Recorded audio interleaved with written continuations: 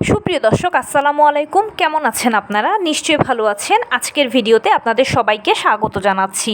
আজকে আমি আপনাদের সাথে শেয়ার করব গর্ভাবস্থায় বা নবম মাস বা 36 সপ্তাহে যখনই পড়বেন আপনারা, তখনই যে জিনিসগুলোকে অবশ্যই গুছিয়ে রাখবেন, মেনে চলবেন, সতর্ক হবেন, ত্যাগ করবেন। চলুন জানাচ্ছি সেগুলো কি কি। বাই দ্য ওয়ে, মূল ভিডিওতে যাওয়ার আগে একটা কথা বলি, আমি আমার চ্যানেলে pregnancy related, specially normal delivery related অনেক ইম্পর্টেন্ট তথ্য ভিডিও আকারে শেয়ার করে থাকি। এই তথ্যগুলো আমার পার্সোনাল এক্সপেরিয়েন্স ও আমার ডক্টরের সাজেশন থেকে নেওয়া। তাই আমার চ্যানেলটিকে যদি একবার আপনারা ভিজিট করেন, তাহলে আপনারা আপনাদের প্রশ্নাতীত মনের অনেক প্রশ্নের উত্তর পেয়ে যেতে পারেন। আমন্ত্রণ জানাবো আমার চ্যানেলটিকে একবার ভিজিট করে দেখার জন্য। এবারে চলুন মূল আলোচনায় যাওয়া যাক।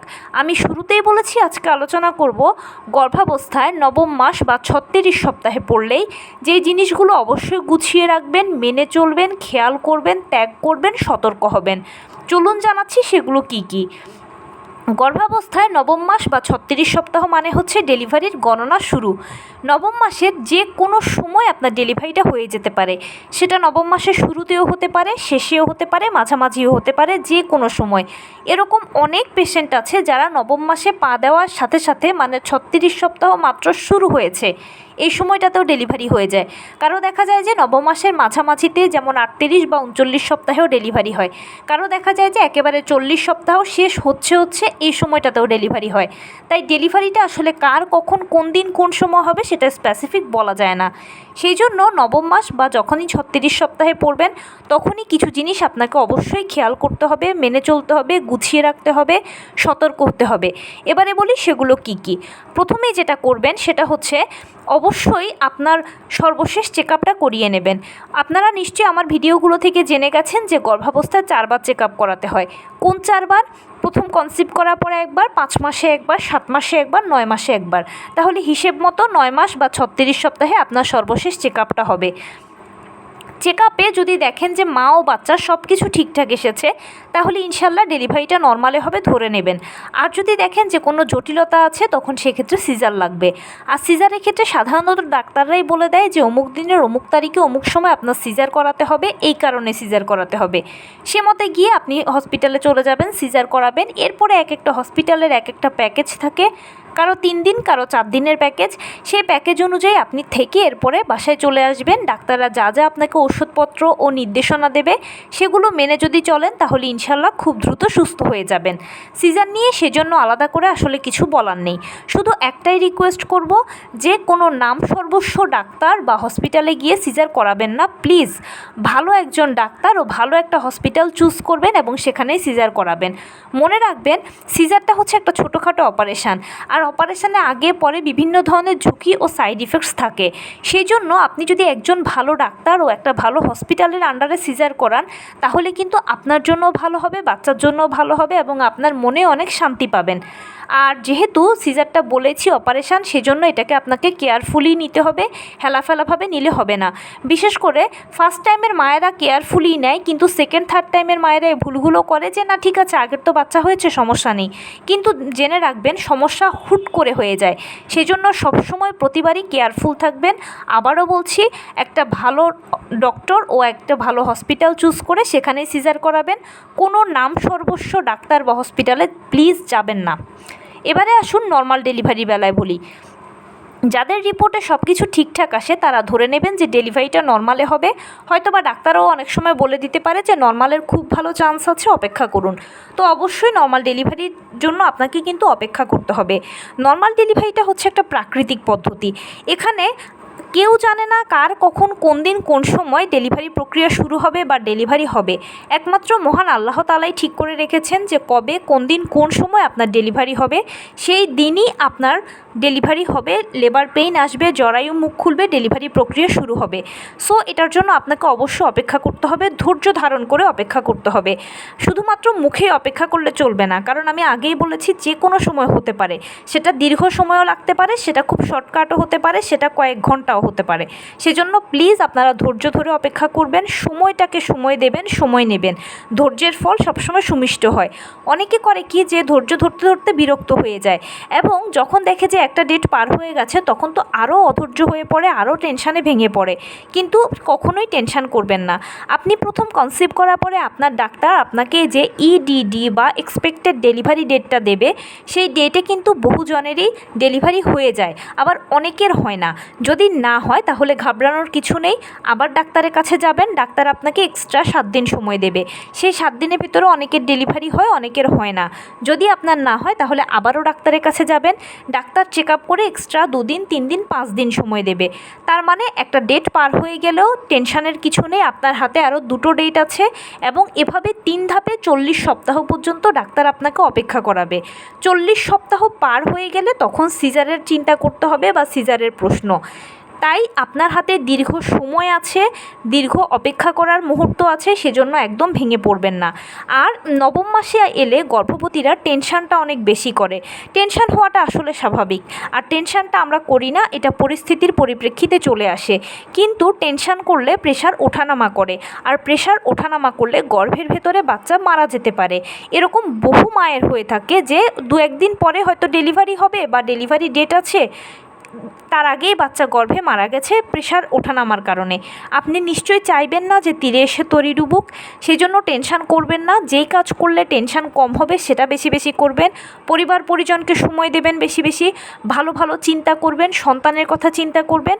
আর নিজেকে এটা বলে বোঝাবেন যে টেনশান করে তো লাভ নেই, কারণ যেই পরিস্থিতি আসুক, সেটা নর্মাল ডেলিভারি আসুক কিংবা সিজার আসুক, আমাকে তো ফেস করতেই হবে। যেহেতু আমি মা, সন্তানকে যেহেতু আমি গর্ভে ধারণ করেছি, ওকে তো আমার পৃথিবীতে আনতেই হবে। এবার সেটা নর্মালে হোক বা সিজারে হোক, উপরওয়ালা যেটা আমার জন্য নির্ধারণ করে রেখেছে। এভাবে সবসময় নিজেকে নিজে সাহস দেবেন, সাহস যোগাবেন, আর বেশি বেশি করে উপরওয়ালাকে ডাকবেন। আপনি যেই ধর্মের অনুসারী হন না কেন, এতে করে আপনার টেনশন তুলনামূলক কম হবে এবং ধর্মীয় কাজও বেশি বেশি হবে। এবারে বলি, যে জিনিসটা অবশ্যই গুছিয়ে রাখতে হবে সেটা হলো হসপিটাল ব্যাগ। মনে রাখবেন, যে কোনো সময় যে কোনো পরিস্থিতি তৈরি হতে পারে, আর যে পরিস্থিতি ইমার্জেন্সি তৈরি হয়ে যায় তখন আপনাকে যদি হসপিটালে ভর্তি হতে হয় বা সিজার করা লাগে বা নর্মাল ডেলিভারির ক্ষেত্রেও হয়তো দেখলেন যে হুট করে লেবার পেইন শুরু হয়ে গেছে, হসপিটালে ইমার্জেন্সি যেতে হচ্ছে, সেই সময়টাতে আপনি যদি হসপিটাল ব্যাগ গুছাতে যান তাহলে হবে কি যে প্রয়োজনীয় অনেক জিনিস হয়তো বা ফেলে যেতে পারেন, বা আপনিও গোছাচ্ছেন, আপনার সাথে পরিবারের আরও লোকজনরাও গুছিয়ে দিচ্ছে। এর ফলে কি হবে যে আপনি আসলে যেভাবে মন মতো গুছাতে চাচ্ছেন বা যা যা নিতে চেয়েছেন সব কিছু আপনার সাথে নাও যেতে পারে। আর এক একটা হসপিটালের পরিবেশ এক এক রকম, কোথাও পরিবেশ অনুকূলে থাকে, কোথাও প্রতিকূলে থাকে।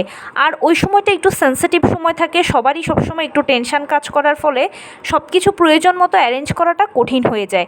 তাই নবম মাসে পড়লে যদি হসপিটাল ব্যাগটা আপনি নিজের হাতে ঠান্ডা মাথায় গুছিয়ে রাখেন, তাহলে যখনই আপনার প্রয়োজন হবে, সেটা নর্মাল ডেলিভারির বেলাতে হোক কিংবা সিজারের বেলায় হোক, যখনই প্রয়োজন হবে আপনি হসপিটাল ব্যাগটা নিয়ে চলে যেতে পারবেন।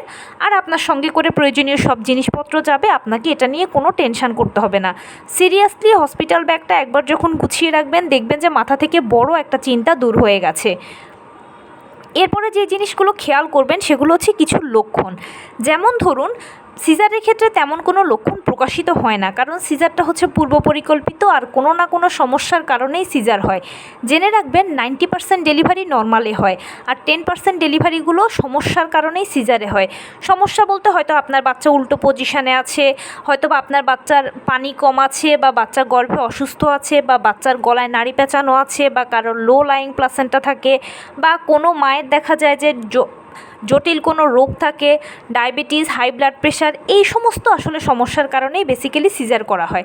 তাই যেহেতু আপনার সিজারই লাগছে, তাই সেরকম কোনো লক্ষণ আপনি তেমন একটা নিজের মধ্যে দেখতে পাবেন না।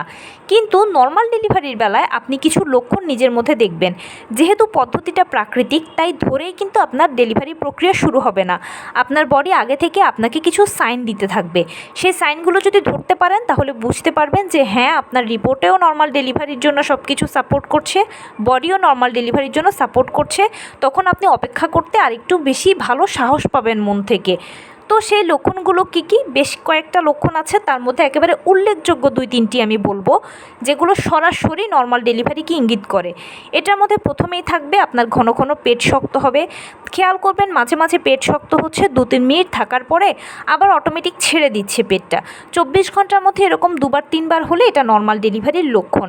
আর যদি 24 ঘন্টার মধ্যে এটা একেবারে 20 বার, 15 বার, 12 বার এরকম হয়, তাহলে ডাক্তারের সাথে দ্রুত যোগাযোগ করবেন, এটা আর ভালো লক্ষণ নয়। দ্বিতীয় যেটা আছে সেটা হচ্ছে ফলস পেইন হওয়া। খেয়াল করবেন মাঝে মাঝে কোমরের দিক থেকে একটা ব্যথা শুরু হয়ে তলপেটের কাছে এসে পায়ের নিচ দিয়ে চলে যাবে। খুবই অল্প সময়ের জন্য এটা থাকবে, কিন্তু একটু ঘন ঘন হবে, এটাকে ফলস পেইন বলে। অরিজিনাল পেইন আসার আগে এই ফলস পেইনটা একটু বেশি বেশি হয়।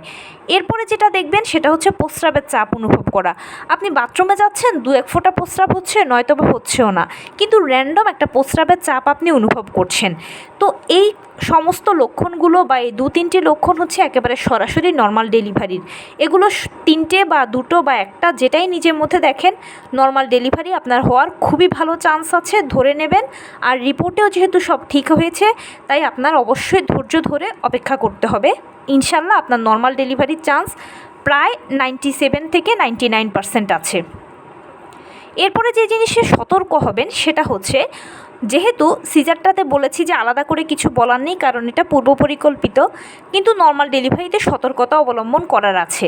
সেটা হলো কি, যে বিশেষ করে এটা প্রথম মায়েরা যেটা করে থাকেন, অপেক্ষা করতে করতে দেখেন যে হয়তোবা তার নর্মাল ডেলিভারির যেই প্রক্রিয়া শুরু হওয়া সেটা হচ্ছে না, বা লেবার পেইন আসছে না, কিংবা জরায়ু মুখ খুলছে না, তখন তিনি একটু অধৈর্য হয়ে পড়েন আর গবেষণায় নেমে পড়েন যে আচ্ছা দেখি তো কী করলে আমার লেবার পেইন বা জরায়ু মুখ খুলবে।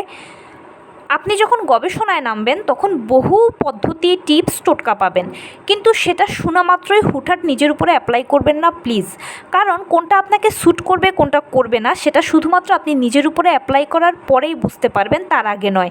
যদি ভালো হয় তাহলে তো ফুল ক্রেডিটটা সবাই নেবে, আর যদি খারাপ কিছু হয় তাহলে এর দায়ভারটা কেউ নেবে না। কাঠগড়ায় সবাই আপনাকেই দাঁড় করিয়ে বলবে যে আপনি না মা, সন্তানের ভালোর কথা ভাবলেন না কেন? আমরা কি আপনাকে মাথার দিব্যি দিয়েছিলাম যে আমাদের কথা শুনুন?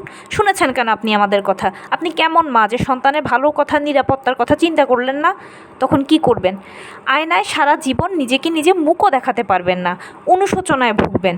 তাই যে কোনো টিপস, টোটকা, পদ্ধতি, প্রক্রিয়া যেটাই শোনেন না কেন, সেটা শোনার পরে অন্তত 100 বার ভাববেন যে এটা আপনার সন্তানের জন্য নিরাপদ কিনা, আপনার জন্য নিরাপদ কিনা।